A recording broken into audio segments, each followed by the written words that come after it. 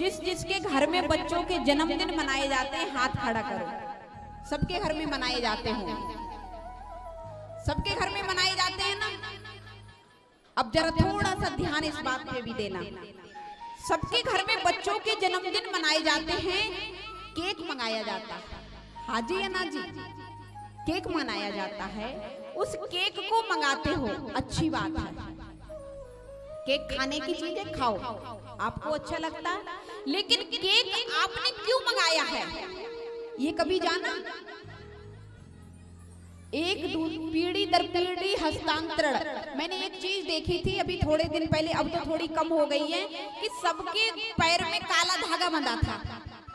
जहां जाते थे सब अपने पैर में काला धागा बांधे, चाहे बेटी सही, चाहे बेटा सही, चाहे माता सही, चाहे पिता सही, सबने काला धागा बांध लिया था।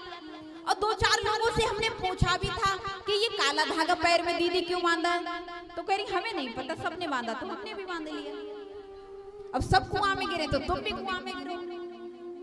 यानी मेरी यहाँ पर कथा देने का संकेत ये है कि पता कुछ नहीं होगा कि इस चीज से होता क्या है, लेकिन बस करने से मतलब। पड़ोसी कर रहा है हम भी करेंगे, हम क्या पड़ोसी से कम? पड़ोसी ने 1 किलो का केक मंगाया, हम 5 का मंगाए, हम क्या पड़ोसी से कम है? ठीक है, आप घर में केक मंगा रहे हैं बेटे के जन्मदिन की खुशी में, तो केक क्या हो गया? खुशी का प्रतीक। जब हम आरती पूजा करते हैं तो आरती पूजा कब मानी जाती है? जब हमारी थाली में दीपक लगा होता है। हाँ जी या ना जी? तब वो क्या है कि हाँ हमने पूजा की है, आरती की थाली में दीपक जल रहा है। जब तक दीपक नहीं जलेगा तब तक आरती नहीं मानी जाएगी। तो दीपक जब आरती की थाली में जल रहा है तो वो पूजा का प्रतीक है। ऐसे ही केक जो है वो खुशी का प्रतीक है। हाँ जी या ना जी? खुशी का प्रतीक है। एक बात।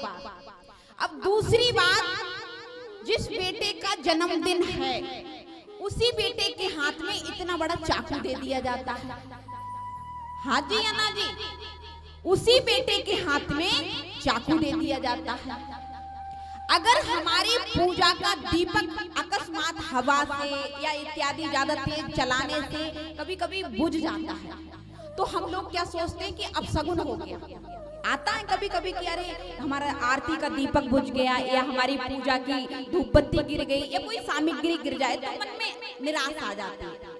लेकिन वही बेटा जिसका जन्मदिन है और वो केक खुशी का प्रतीक है, उस केक को मंगाया जाता है और दीपक जला जाएगा मोमबत्ती का इधर उधर लगा करके। हाँ जी या ना जी? हाँ जी। और उसी बेटे से जो बेटा साल में बढ़ रहा है, उसी बेटे की भूख से वो अगरबत्तियां बुझाई जाएंगी। हाँ जी या ना जी? जो बेटा अपनी भूख से उन अगरबत्तियों, उन मोमबत्ती को बुझा रहा है, याद रखना वो बेटा अपने जीवन में कभी उजाला देख नहीं सकता। उसने अंधेरा तो खुद कर लिया और तुम उजाले की आकांक्षा कर रहे हो कि मेरा बेटा जग में रोश करेगा, नाम रोशन होगा, जग में नाम करेगा रोशन, छोटा सा नन्ना राज दुलारा। ये आकांक्षा कर रहे हो तुम, जन्मदिन पर आकर के मोमबत्ती जला के खुद बुझवा रहे हो। चलो यहाँ तक भी बात समझ में आ जाती है कि दीपक बुझवा दिया।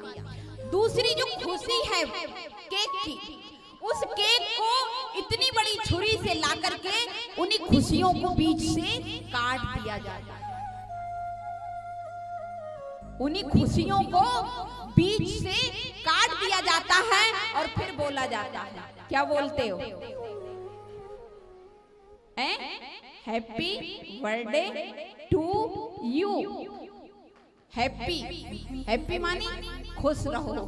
खुशियां तो तुमने पहले ही कटवा दी हैं, फिर कह रहे खुश रहो खुश रहो खुश रहो। गलत। अगर केक को खुशी का प्रतीक माना है तो कभी चाकू मत लगवाना उस केक में, हमेशा उस केक में चम्मच लगवाना।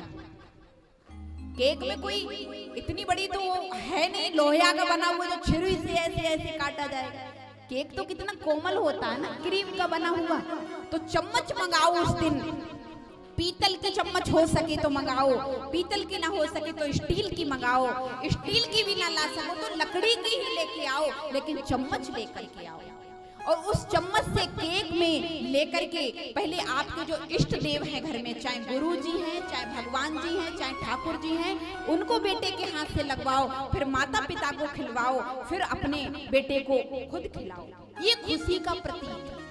और दीपक आज के बाद ये संकल्प कर लेना, मोमबत्ती कोई भी केक के इधर उधर मत लगाना, देसी घी का दीपक जलाना, धूप बत्ती लगाना और बेटे का आरता करना, तिलक लगाना, अक्षत लगाना और बेटे के हाथ में चम्मच देके बेटे के हाथ से केक लेकर के अपने इष्ट देव को खिलवाओ। ये है जन्मदिन।